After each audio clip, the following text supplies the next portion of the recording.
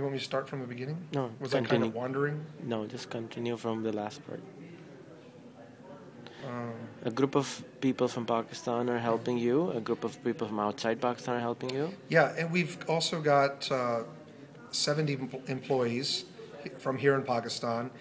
Everything from doctors and nurses and lady health workers to operational assistants, managers, and all kinds of support staff like drivers and cleaners that help with 12 health facilities that are government health facilities that we sponsor, help with extra budget, things like generator fuel, things like extra vehicles, ambulance repair, paying the phone bills, paying for extra medicine.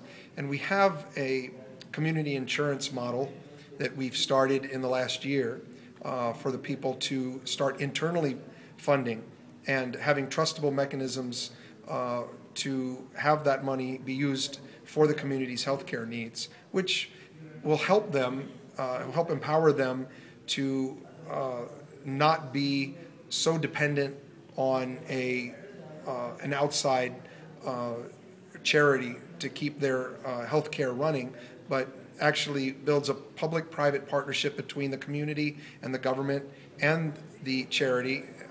In this case, us, that would we would continue having a role, but we would minimize the need for the entire community to be dependent on us, and we could have the help the most poor and the most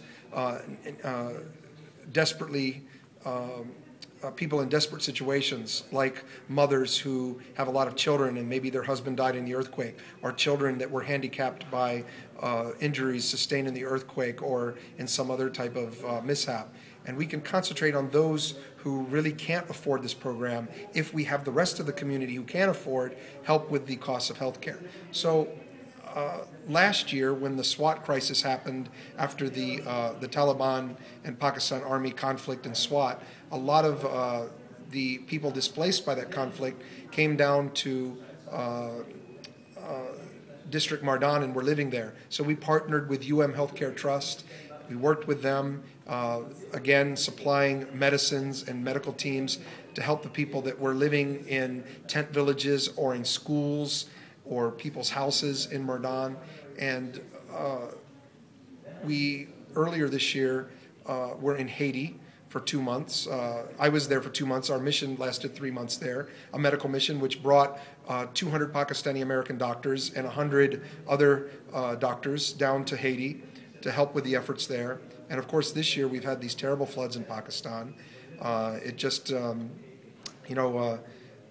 Pakistan has already gone through so much, and the last thing they needed with this. But the Pakistani people are so resilient, and they're so strong, and there's so many beautiful, wonderful children. And unfortunately, we had half of American households give to the Haiti relief efforts.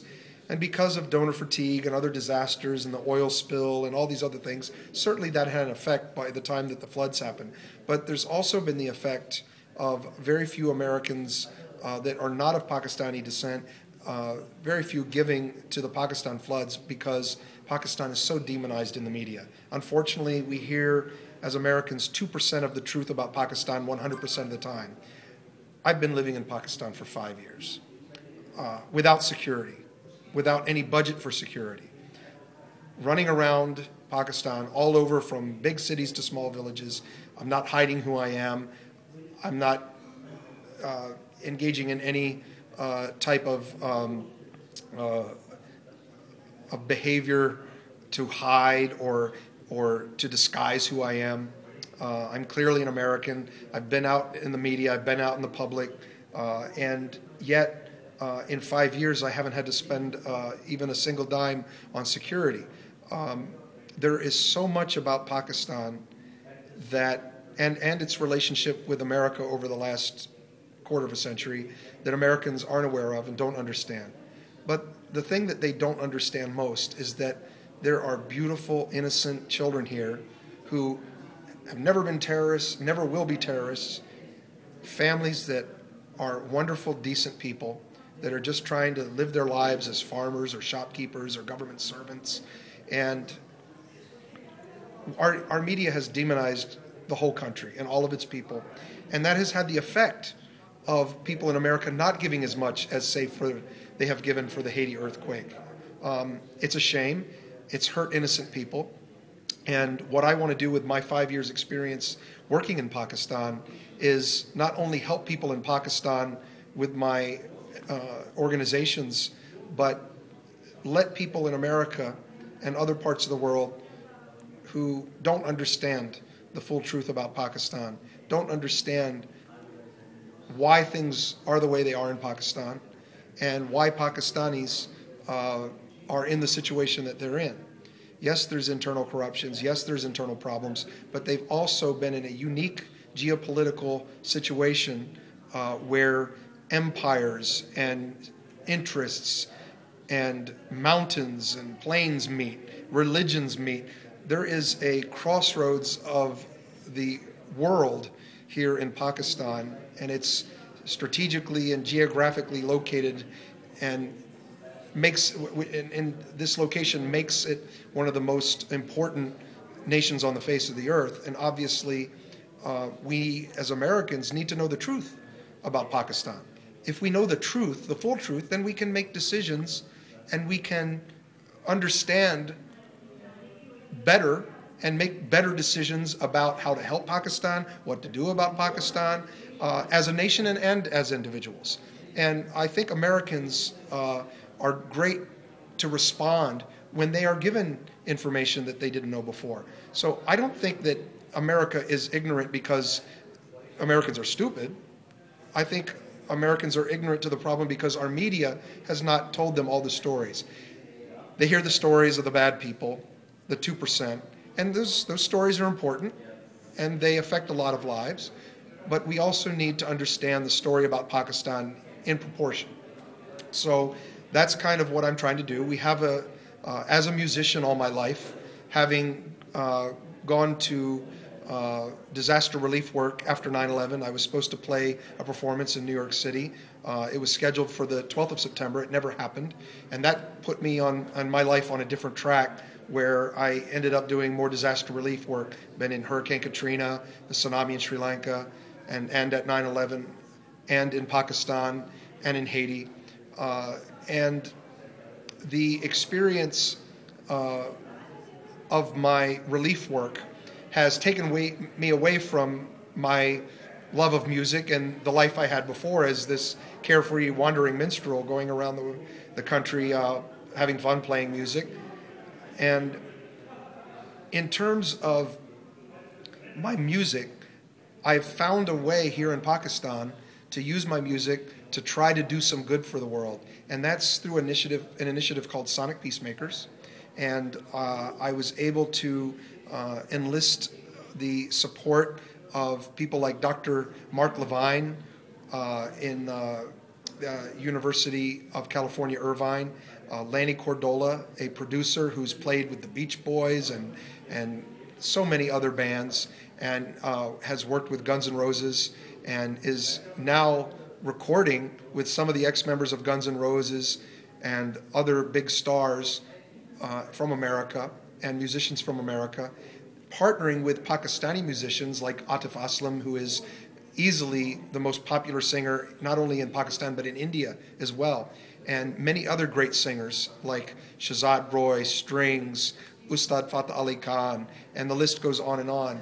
And by putting these musicians from both America and Pakistan together, we think that we can create some great music, and we can also use that music and the influence that a lot of big Western pop stars and rock stars have to show the Pakistan that unfortunately the major media in America and in the West never shows the people of America.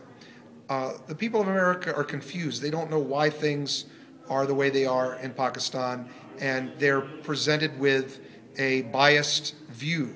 And all I want to do is show them the full truth, all the pieces of the puzzle, not just two pieces of a 100-piece puzzle. There's no way you can see a whole picture if you only have two pieces of that puzzle. You have to have all the pieces, and then you can see what the picture is. And that's all I want to do is show Americans what they haven't seen. And if they see that, I believe that they would open up their hearts, minds, and their wallets to more projects in Pakistan that do wonderful good for innocent, beautiful children, of which there are so many in Pakistan. People don't understand in America that there's 170 million people in Pakistan, and half of them are under the age of 25 or something like that. It's amazing. This country is a very young country, and there's a lot of poor people here that if we give them health care and education and opportunity and infrastructure development, that people who are vulnerable, young men and boys who are vulnerable to extremists, will have a viable option. And that's what they need, and that's why it's so important for Americans to understand what Pakistan is really all about, how much it has suffered, how much when I say the United States government and its leaders 20 years ago abandoning Pakistan, how much it affected this land, how much 4 million Afghan refugees that came across and are still in Pakistan to this day have taxed an already poor nation, how the United States government and leaders back in after the end of the Afghan war, when the Soviets were kicked out, we became the lone superpower. The Berlin Wall came down shortly after that war in Afghanistan, and we benefited greatly, economically, militarily, in every way, shape, or form by being the lone superpower. But the Pakistani people, unfortunately, got nothing but death, destruction, and more suffering. It can be argued that by kicking the Soviets out of Afghanistan, that it saved Pakistan from being squeezed by the Soviet Union and India. But in every other way, the Pakistani people have got nothing but suffering. I think that if you can rebuild your enemies of Germany and Japan after World War II, that you should also be able to rebuild your friends after the Afghan war.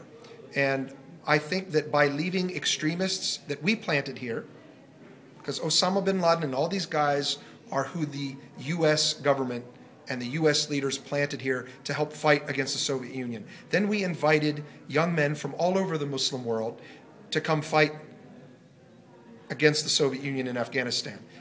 All those people from all those nations trained and were indoctrinated under Osama bin Laden and what became Al-Qaeda. So instead of repatriating those foreign fighters, debriefing them, de-radicalizing them, building homes and schools, and helping children whose lives had been destroyed by war for 20, 30 years, we just walked away from the place. And unfortunately, most Americans aren't aware of the truth, and they aren't aware of the suffering that Pakistan has gone through. They aren't aware that at so many times where Pakistan was there for our policies and our strategic objectives, that we walked away from them many times where our support was needed for their strategic objectives and their problems. So I think that it's time, it's late, but it's better late than never. It's time for Americans to start understanding Pakistan in proportion. It's time to start understanding Pakistan within the reality and not the media narrative, which is driven by an agenda of getting ratings and making money, but unfortunately their agenda isn't necessarily to tell the truth. There's an unholy dance going on. The extremists like to get the attention, and the media loves to focus on them. But the Pakistani people have been forgotten about, and the American people in the process are getting fooled. So it's time that we start knowing the truth about Pakistan, and I'm always available to answer questions to my fellow Americans about how we should help Pakistan and why we should help Pakistan. Thank you.